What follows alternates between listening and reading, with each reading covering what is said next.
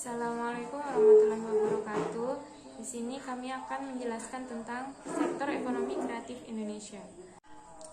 Sebelumnya di sini saya akan memperkenalkan rekan-rekan saya yang terdiri dari saya sendiri, Iko Fajri Septiani, ada Frisilia Angelina, ada Agung Widian, ada Suci Wulandari, dan Tisa Reginva. Oke, sebelum masuk pada pembahasan inti, mari kita bahas terlebih dahulu apa itu ekonomi kreatif. Ekonomi kreatif adalah salah satu sektor perekonomian Indonesia yang menggunakan ide atau gagasan yang berkonsep kreativitas manusia yang berperan sebagai faktor produksi utama. Adapun ciri-ciri ekonomi kreatif adalah sebagai berikut, yaitu 1. Ide gagasan sebagai ide utama oleh pelaku ekonomi. Yang kedua yaitu adanya kreasi intelektual dalam sektor usahanya. Yang ketiga yaitu kegiatan usahanya bersifat terbuka dan tidak terbatas. Yang keempat adalah menghasilkan produk yang bernilai kreatif. Yang kelima yaitu adanya kerjasama dari berbagai pihak. Dan yang terakhir adalah memiliki konsep yang bersifat relatif dan mudah tergantikan. Selanjutnya, ekonomi kreatif ini terdiri dari arsitektur. Arsitektur adalah kegiatan kreatif yang berkaitan dengan desain bangunan secara menyeluruh. Dalam hal budaya, keanekaragaman arsitektur lokal dan daerah menunjukkan keanekaragaman bangsa Indonesia yang mempunyai beraneka ragam budaya. Industri ini bergerak dengan proyek-proyek seperti bangunan, warisan sejarah, perencanaan kota. Berikut adalah contoh arsitektur. Berikutnya ada seni kriya. Definisi dari seni kriya. Seni ini merupakan salah satu subsektor yang menjadi ciri khas bangsa Indonesia dan sangat dekat dengan industri pariwisata dan ekonomi kreatif. Indonesia memiliki banyak perilaku seni kriya yang kreatif dalam berbisnis. Bisnis kriya pun beragam.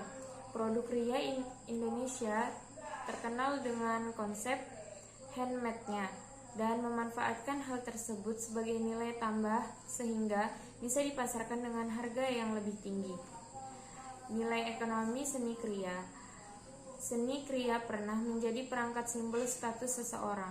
Seni kriya bisa menjadi produk industri yang memiliki nilai ekonomi.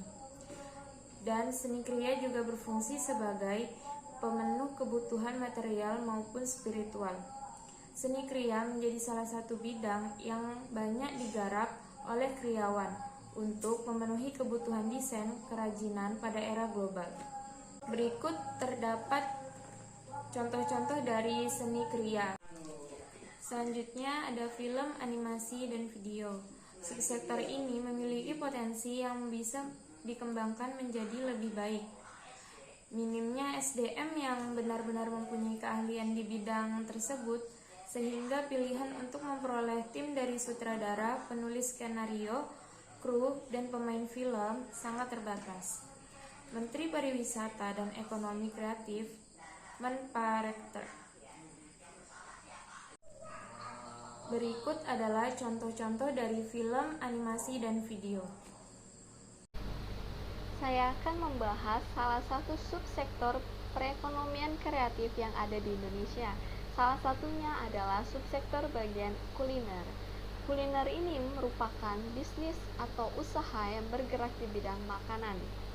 Kuliner merupakan sebuah pangan yang saat ini menjadi gaya hidup baru di kalangan masyarakat. Pangan tersebut bisa berubah menjadi industri kuliner yang tidak hanya memberikan citra rasa, tetapi juga kebutuhan lain manusia untuk bersosialisasi kepada masyarakat lainnya. Jadi adanya kuliner ini kita bisa membangun bonding atau kita bisa membangun persahabatan kepada rekan bisnis kita atau rekan sesama kerja kita. Kenapa kuliner bisa masuk ke dalam subsektor ekonomi kreatif yang ada di Indonesia? Jadi pada tahun 2011 kuliner ini dimasukkan sebagai salah satu subsektor ekonomi kreatif yang ada di Indonesia oleh Bekraf, yaitu Badan Ekonomi Kreatif di Indonesia. Dan juga kuliner ini memberikan kontribusi yang cukup besar dan juga memberikan dampak yang cukup besar yang sebesar 30% dari total pendapatan sektor pariwisata dan juga ekonomi kreatif yang ada di Indonesia. Jadi adanya kuliner ini kita bisa mengembangkan bisnis kita di dalam bidang kuliner yang ada di Indonesia, sehingga kita bisa mengembangkan atau mengekspos kuliner yang ada di Indonesia ke luar negeri dan juga ke negara-negara lainnya. Jadi kuliner ini sangatlah penting atau sangatlah berdampak yang baik untuk subsektor ekonomi kreatif yang ada di Indonesia. Jadi di bagian subsektor kuliner ini juga ada kontribusi dari pemerintahan dan juga Wakil Kemenparekraf Indonesia, yaitu yang pertama ada pelatihan bisnis, yang kedua ada pendamping pendirian usaha, yang ketiga ada akses permodalan, dan yang keempat ada mempromosikan kuliner Indonesia. Jadi pelatihan bisnis ini sangatlah penting, apalagi ada di bidang kuliner ya. Jadi tidak asal-asalan gitu. Jadi ada juga pendamping pendirian usaha dari Wakil Kemenparekraf dan juga dari pemerintahan, itu didampingi sampai proses pendirian usaha kuliner ini berjalan dengan lancar, dan juga ada akses permodalan dan juga akses perizinan usaha. Jadi modal ini juga bisa ditanggung atau bisa dibayar atau bisa dikasih oleh pemerintah dan juga wakil.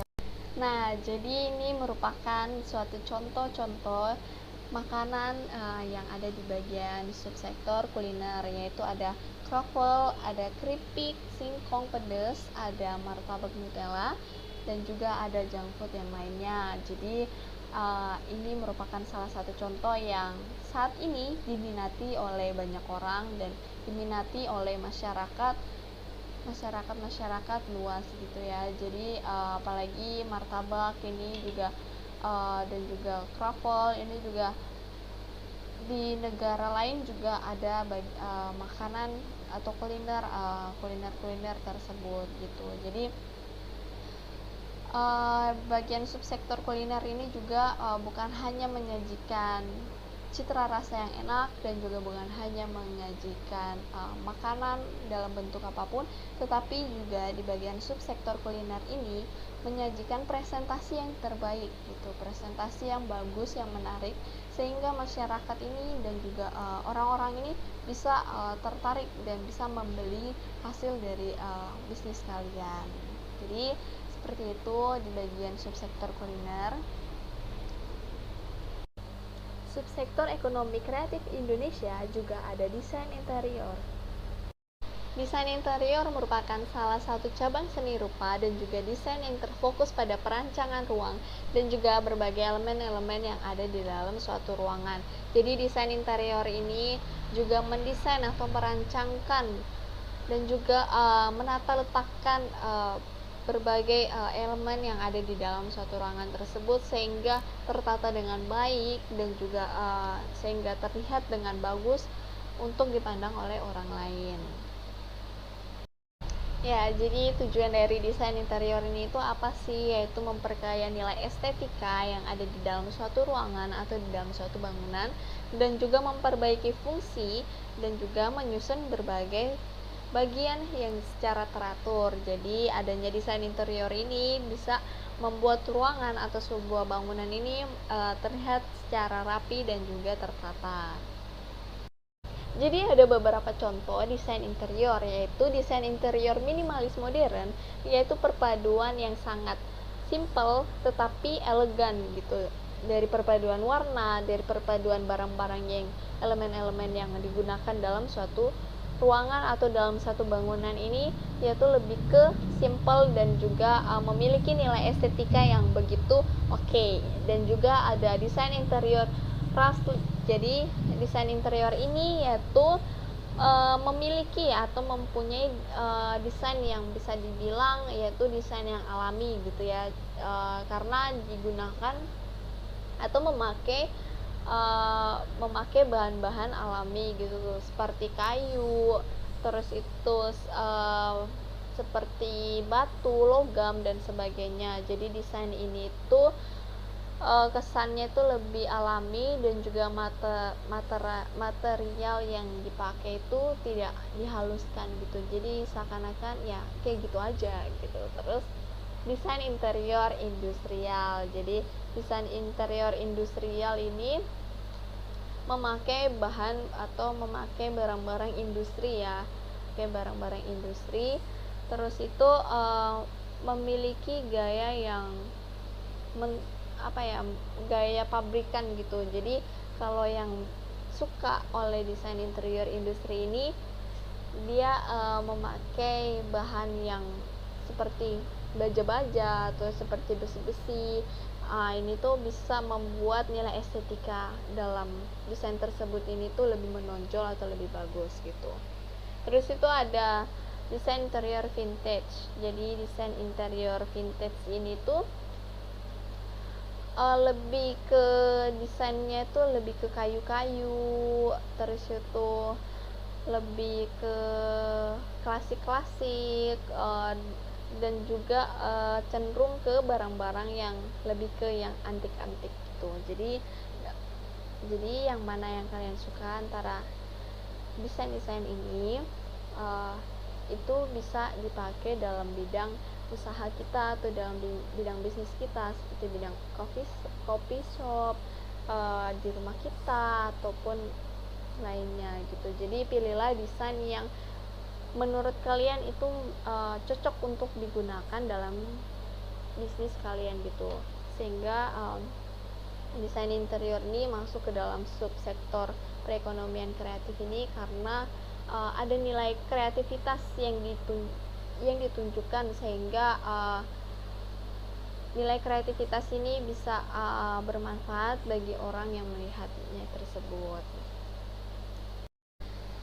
Subsektor perekonomian kreatif Indonesia lainnya yaitu ada subsektor di bagian seni rupa. Seni rupa itu apa sih? Seni rupa ini tuh merupakan suatu karya yang ditangkap oleh mata, yang dirasakan dan juga yang diraba. Jadi seni rupa ini sangatlah unik ya. Jadi seni rupa juga ada terdiri dari dua seni, yaitu salah satunya yaitu seni rupa murni. Seni rupa murni itu apa sih? Seni rupa murni ini yaitu seni yang mengutamakan keindahan dan keunikan daripada fungsi pakainya itu sendiri. Nah, jadi ada beberapa contoh seni rupa murni, yaitu seni patung, seni lukisan, terus itu keramik, grafis, dan juga poster dan lain-lainnya. Jadi seperti lukisan di batik, kaligrafi, topeng, guci, kaca patri, dan juga lainnya itu merupakan bagian dari seni rupa murni yang hanya dilihat dari keindahan dan juga tidak memprioritaskan fungsi pakainya tersebut. Nah, yang kedua ada seni rupa terapan. Seni rupa terapan itu apa sih? Seni atau karya seni yang digunakan dalam kehidupan sehari-hari yang mengutamakan fungsi pakai daripada keindahan dan juga keunikan, seperti seni rupa murni tersebut. Jadi seni rupa terapan ini tuh lebih condongnya itu ke fungsi pakainya itu daripada keindahan dalam seninya itu apa. Nah, ini ada contoh-contohnya, yaitu seperti rotan, terus itu ada poster iklan, terus itu ada vas bunga atau hiasan keramik, ada gambaran yang ada di batik dan juga lain-lainnya. Jadi ini tuh lebih mengutamakan fungsi pakainya daripada suatu keindahan yang ada di lukisan tersebut.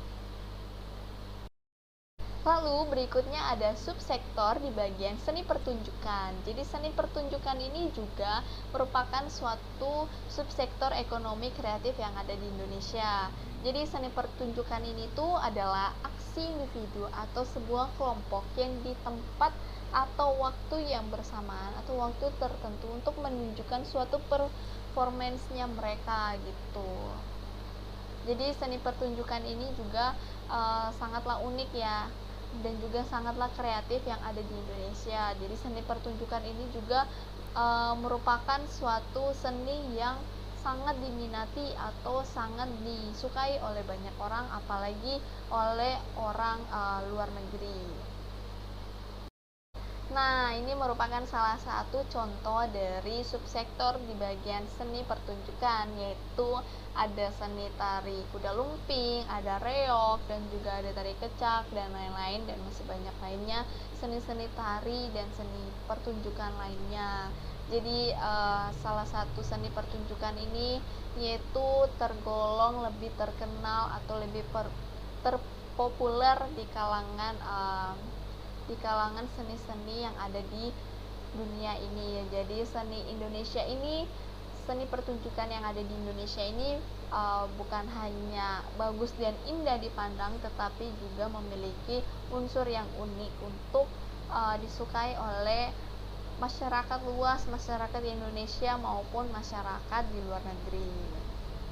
Jadi adanya seni pertunjukan ini dan subsektor lainnya ini membuat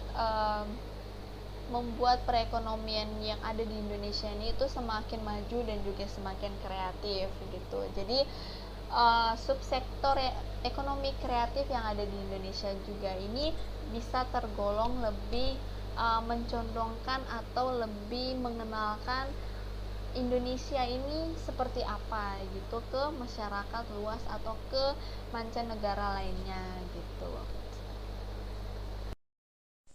Subsektor selanjutnya adalah game. Game interaktif ini bertujuan untuk menghibur masyarakat serta mengedukasi masyarakat Indonesia. Industri dan ekosistem permainan lokal memiliki potensi besar untuk berkontribusi dalam ekonomi kreatif tanah air. Banyak peluang yang bisa didalami baik bagi pemain, pembuat, mengingat demografi Indonesia. Kemenparekraf menyebutkan kontribusi game untuk ekraf Indonesia pada tahun 2017 adalah 94% PDB. Berikut adalah beberapa contoh dari game ekraf di Indonesia, yaitu sebagai berikut. Baik, subsektor selanjutnya yaitu adalah desain komunikasi visual. Desain komunikasi visual memiliki potensi besar untuk mendorong ekonomi kreatif di Indonesia. Kreativitas merupakan salah satu nilai jual tinggi di era modern sekarang ini. Dari pemerintahan hingga perusahaan swasta pasti membutuhkan sentuhan kreativitas dalam melancarkan proses penyampaian pesan kepada masyarakat luas. Peralihan tren pada ranah digital ini menjadi pangsa pasar yang besar bagi subsektor desain komunikasi visual untuk terus berkarya. Mengingat dunia digital visual ini menjadi kunci penting dalam mengenalkan sebuah produk. Selanjutnya berikut adalah contoh-contoh dari desain komunikasi visual. Selanjutnya adalah subsektor dari penerbitan dan percetakan. Subsektor penerbitan berperan dalam membangun intelektual bangsa dan terus berupaya dengan menyesuaikan perkembangan zaman. Pasar industri penerbitan memang tak sebesar subsektor yang lain, namun industri ini memiliki potensi yang tak kalah kuat. Banyak penerbitan besar dan kecil yang masih bermunculan meramaikan industri. Ditambah lagi perkembangan teknologi yang memungkinkan buku diterbitkan dalam bentuk digital. Contoh-contoh penerbitan dan pencetakan, yaitu ada koran, juga di situ ada website atau blog, itu juga termasuk dalam penerbitan. Selanjutnya adalah desain produk. Desain produk sendiri adalah rangkaian usaha untuk mempelajari dan merencanakan benda pakai yang fungsional, ergonomis, dan estetis sehingga lebih bernilai dan bermanfaat bagi konsumen. Desain produk ini juga adalah sebuah kreasi penggabungan antara unsur, fungsi, dan estetika, di mana dengan desain produk ini diharapkan dapat menambah nilai jual suatu produk. Selanjutnya adalah tujuan dari desain produk. Ada 4 poin. Yang pertama adalah untuk menghasilkan produk yang berkualitas tinggi dan memiliki nilai jual yang tinggi, di mana di sini kita ketika memproduksi suatu barang, walaupun barang yang kita produksi itu terkesan biasa saja, tetapi dengan menggunakan desain produk ini dapat menambah nilai jual dari produk yang kita hasilkan.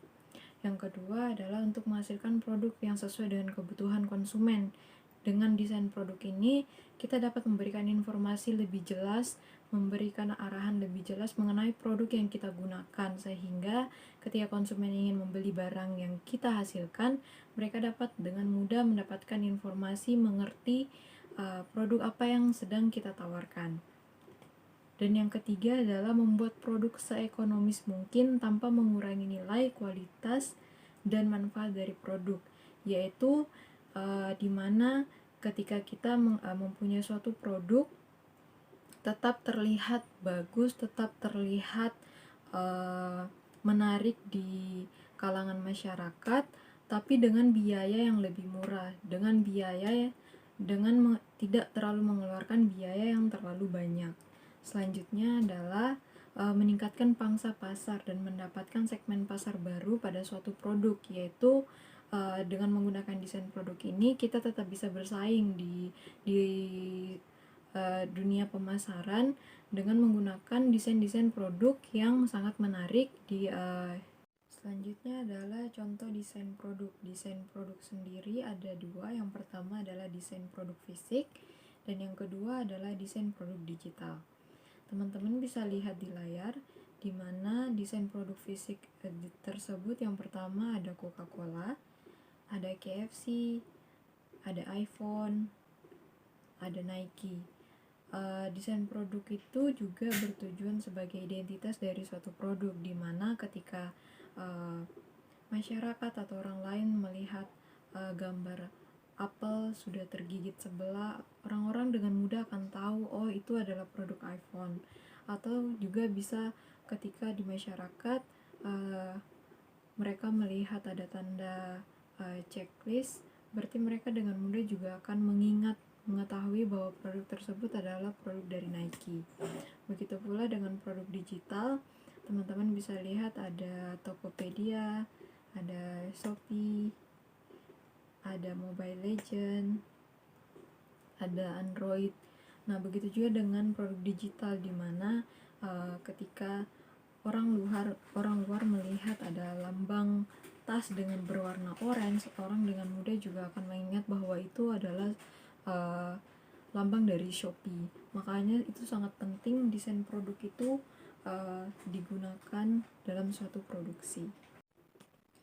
Selanjutnya adalah televisi dan radio, di mana televisi dan radio masih mempunyai peran yang sangat besar dalam penyebaran informasi. Saat ini kepemilikan televisi dan radio itu sudah merata, sehingga lapisan masyarakat dapat mengakses teknologi ini. Pertumbuhan jumlah televisi dan stasiun radio pun juga semakin hari semakin bertambah. Tetapi sisi negatif dari televisi dan radio di zaman sekarang adalah banyak stasiun TV hanya mengejar rating atau penonton terbanyak dari siaran yang ditampilkan tanpa mempertimbangkan kualitas atau pesan yang disampaikan dari siaran yang ditampilkan tersebut. Begitu juga dengan radio. Saat ini untuk mendengarkan musik, berita, atau apapun sudah bisa diakses dari manapun tanpa melalui radio. Makanya mungkin dengan zaman sekarang radio juga mungkin tidak terlalu diminati oleh banyak orang. Selanjutnya adalah contoh televisi dan radio.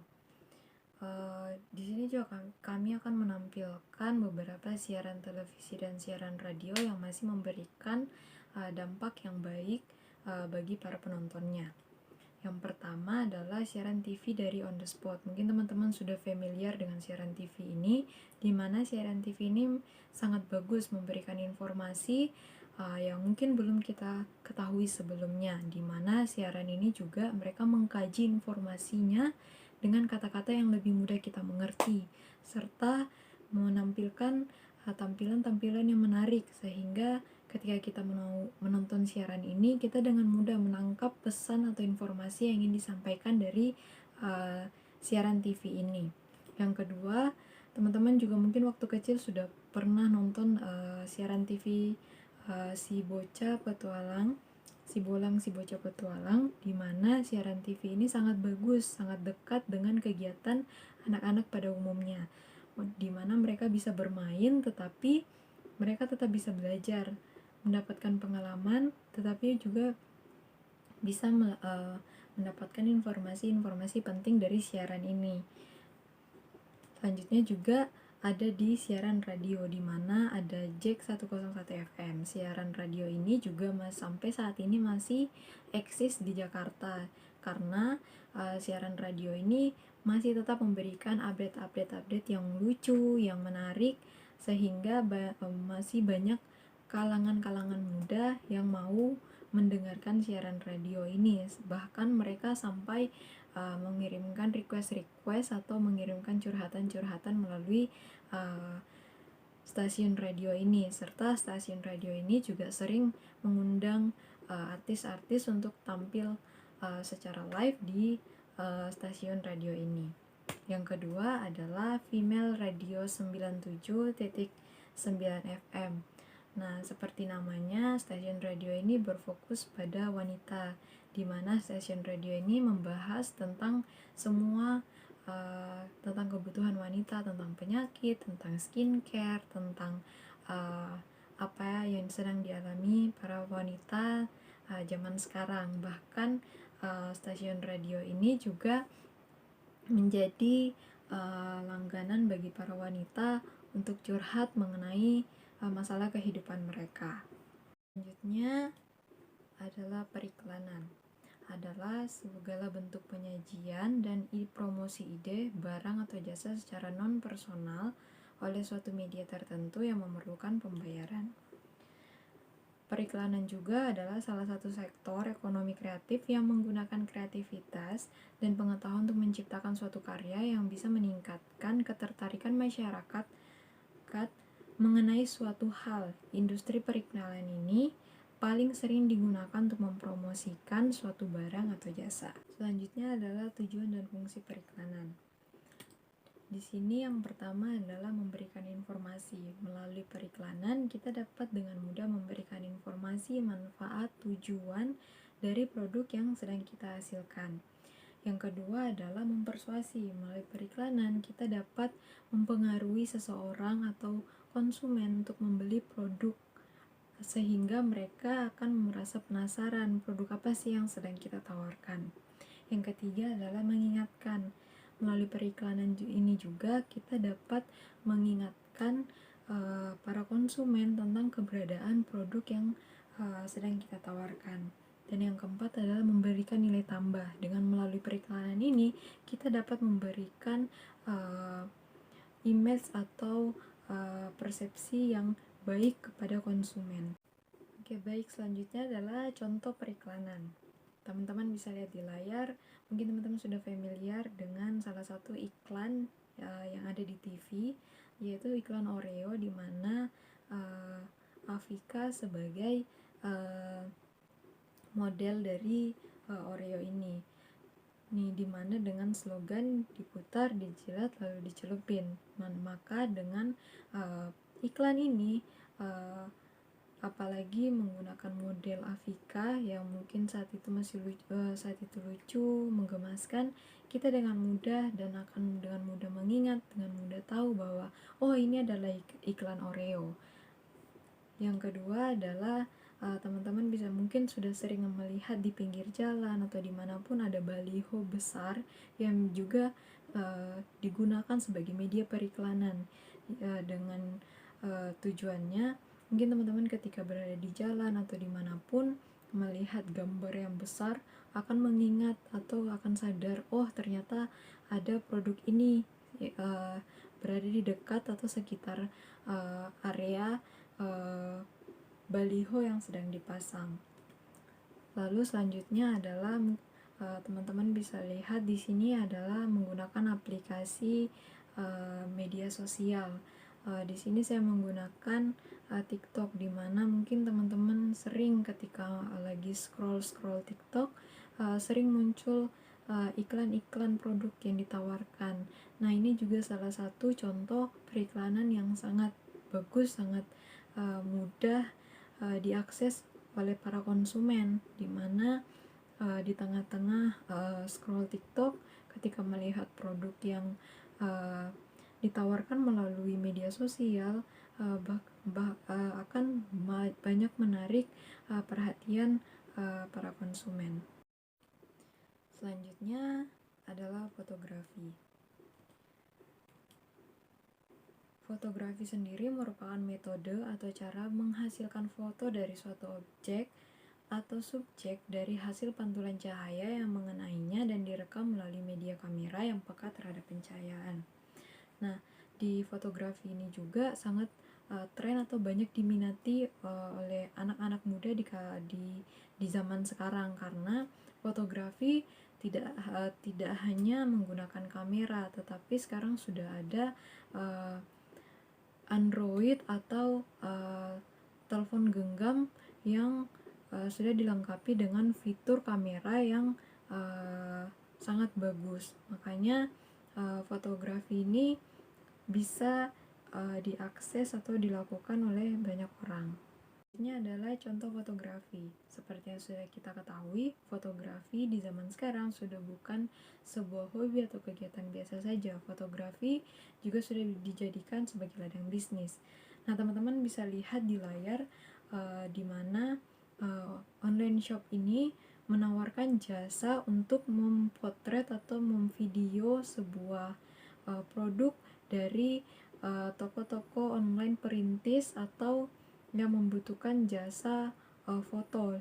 Mereka membandrol satu foto itu seharga 15.000 sehingga banyak peminatnya. Mereka juga menawarkan atau melakukan promosi melalui media sosial seperti TikTok, Instagram, sehingga dengan modal konten atau dengan modal foto, video, mereka dapat meraup untung yang cukup besar melalui fotografi ini. Makanya fotografi ini juga sangat amat menyumbang